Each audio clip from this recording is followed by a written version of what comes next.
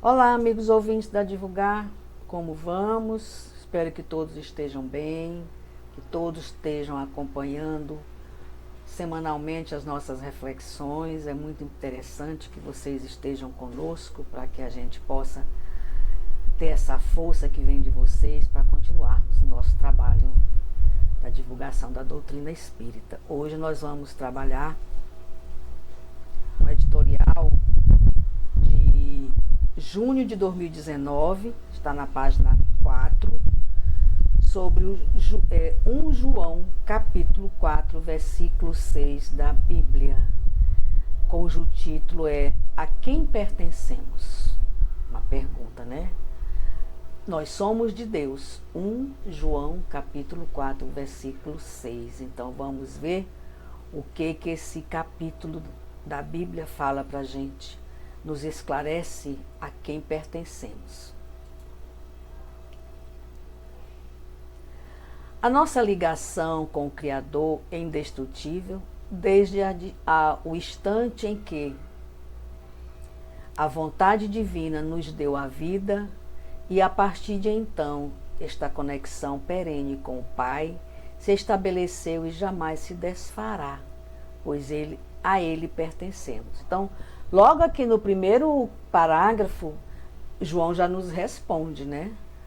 Que nós pertencemos ao Pai e que essa conexão perene com Ele jamais se desfará, porque nós pertencemos a Ele, né? Continuando, a livre determinação individual, instrumento que a infinita misericórdia de Deus nos concedeu para que, ao longo da caminhada progressiva, conquistemos as virtudes que nos elevam e libertam. Precisamos conquistar as virtudes que nos elevam e libertam. Outorgar-nos o direito de escolha, ao mesmo tempo que nos responsabiliza por todas as consequências morais decorrentes. Olha aqui a cirurgia moral aparecendo de novo na nossa reflexão, a importância das consequências morais decorrentes. Infelizmente, o laço divino que nos prende ao Criador esgarça-se à proporção que as nossas escolhas se desviam das leis divinas, perenes, perfeitas, condutoras do progresso e da felicidade.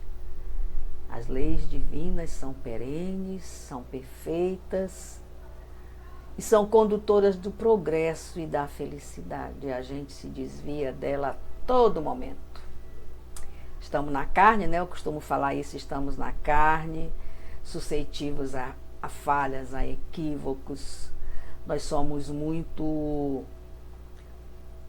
imediatista, nós nos deixamos levar, nós somos muito induzidos, a gente permite que tanto os espíritos como encarnados e desencarnados chegam e dão um chaveco no nosso ouvido e a gente segue a trilha deles. Às vezes a gente nem para pensar se está correta aquela colocação. Fulano chegou aqui no meu ouvido, eu já mudo de ideia, mudo de caminho, mudo de pensamento. Está mais fácil, vai me dar prazer, então por que eu não vou? Ora a hora. Assim?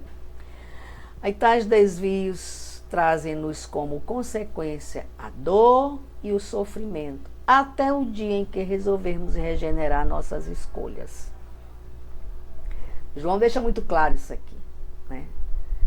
As escolhas são nossas e a gente vai penar, sofrer, ranger os dentes até o dia que a gente se regenerar. As escolhas são nossas.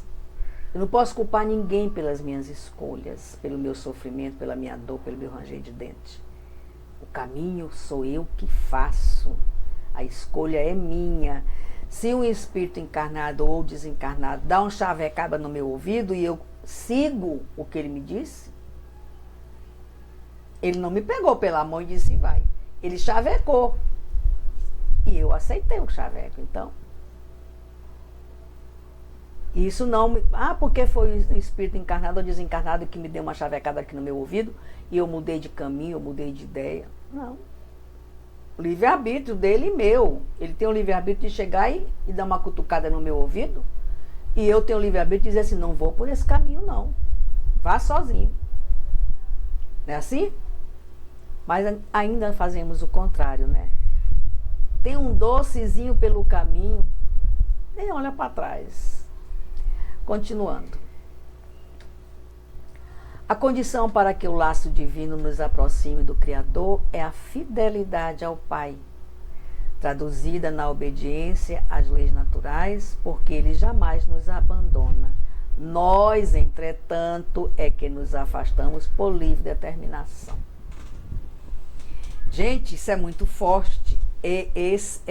Esse João capítulo 4, versículo 6, ele nos deixa assim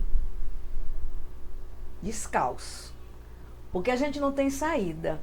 Ele nos dá uma clareza das decisões, ser culpa extremamente nossa, responsabilidade exclusivamente nossa, de todas as nossas atitudes. A cada parágrafo que eu leio aqui, meu Deus, e agora? Porque João, ele é determinado. Ele fala para a gente, com todas as letras, o caminho que a gente deve seguir e o caminho que a gente escolhe seguir. E as consequências dessa caminhada, né? Ele fala nas consequências, a dor e o sofrimento, até o dia que nós resolvermos regenerar as nossas escolhas. Né? Ele fala que a condição para que o laço divino nos aproxime do Criador é a fidelidade ao Pai. Apesar dele jamais nos abandonar, nós o enfrentamos, nós nos afastamos por livre determinação. Aí Jesus diz assim, você volta e eu vou estar aqui de braço aberto para te receber. Somos de Deus e a nossa felicidade se estabelece quando a humildade, ou seja, a obediência se faz demonstrada na vivência do bem, entendido este como tudo aquilo que se faz de forma coerente com as leis divinas. Não tem bicho de 7 cabeças, é só seguir as leis divinas. E as leis divinas estão dentro do Evangelho. É só nós estudarmos o Evangelho e colocar em prática o que nós aprendemos ali. Praticar o Evangelho diariamente é o caminho para a gente ter a nossa felicidade plena e conseguir chegar até o Cristo.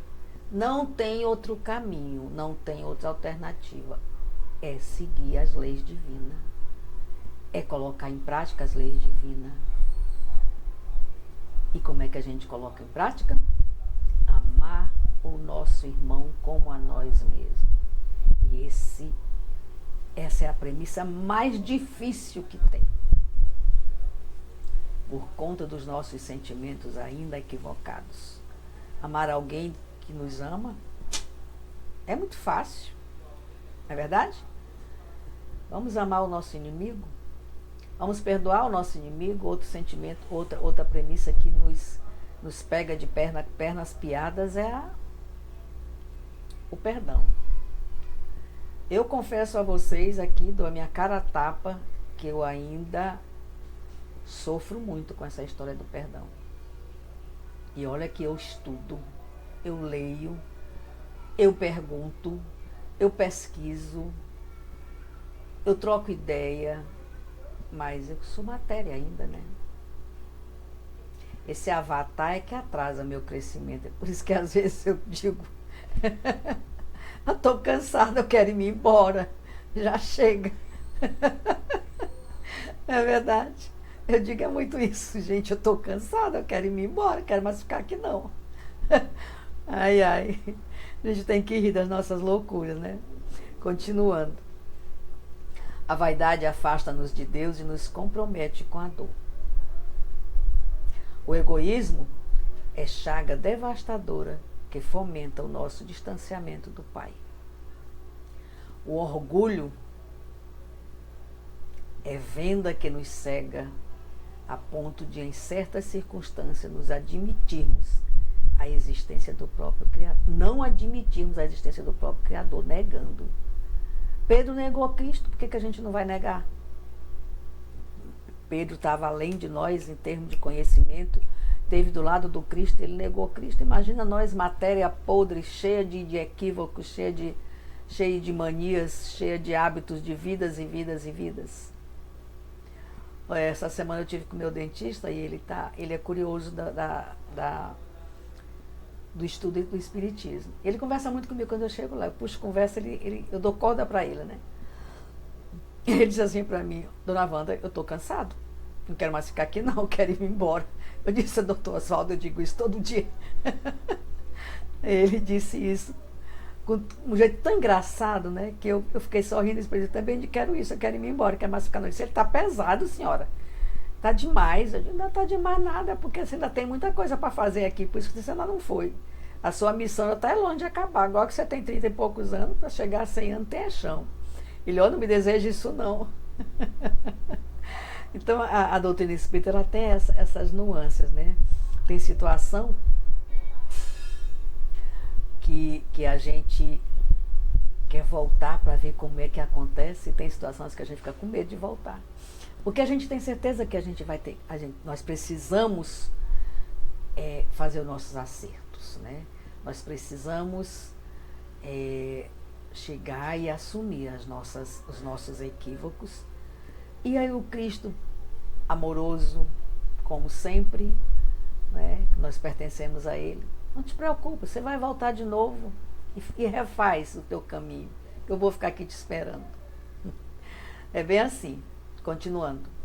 O amor, este sim, é o sentimento divino que nos liga ao Criador e, quando colocado em ação, reata, estreita o nosso laço umbilical com o Pai, aproximando-nos cada vez mais dele à medida que a caridade vai se tornando habitual. Gente, o amor que João fala aqui é o amor universal. Não é o amor carnal, é o amor universal. O amor que nós precisamos ter com os nossos irmãos. Estreitar esse laço umbilical com o Pai, nos aproximando cada vez mais dele, à medida que a caridade vai se tornando habitual. A gente marca os dias: segunda, terça e quarta eu faço caridade, quinta e sexta eu vou para a gandaia. Não pode ser assim. Tem que fazer caridade todo dia. Conosco mesmo. Nós tivermos um pensamento de tomar uma atitude, de responder mal a alguém, e a gente fechar a boca, usar aquela colocação que Chico fala: colocar água na boca, né? E não responde o que tu está pensando em responder. É uma caridade para nós. Sairmos da porta larga, um pouquinho que seja, é uma caridade para nós. Então a caridade a gente faz para os nossos irmãos e para nós também. Precisamos fazer com que ela seja habitual, todos os dias, todas as horas. Tá certo? E Jesus é a referência ímpar, inigualável do exemplo de caridade, enviado pelo Pai para relembrar a humanidade que somos de Deus e, como tal, devedores da fidelidade às leis divinas e compromissados com a instalação do seu reino em nossos corações. Olha aí a cobrança. João nos cobra que nós somos devedores. Nós precisamos relembrar, precisamos ter fidelidade às leis divinas e compromissados com a instalação do seu reino em nossos corações. Que maravilha, né?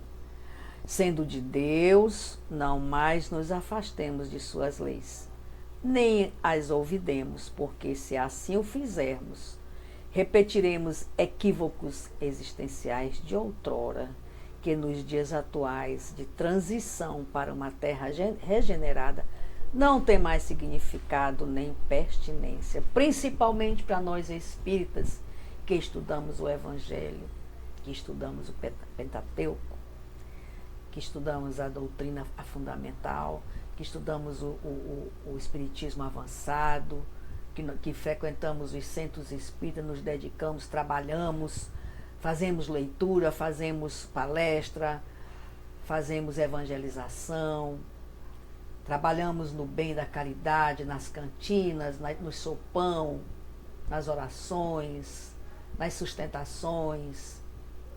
Nós não temos mais, não é mais pertinente essas colocações equivocadas na nossa vida, na nossa existência.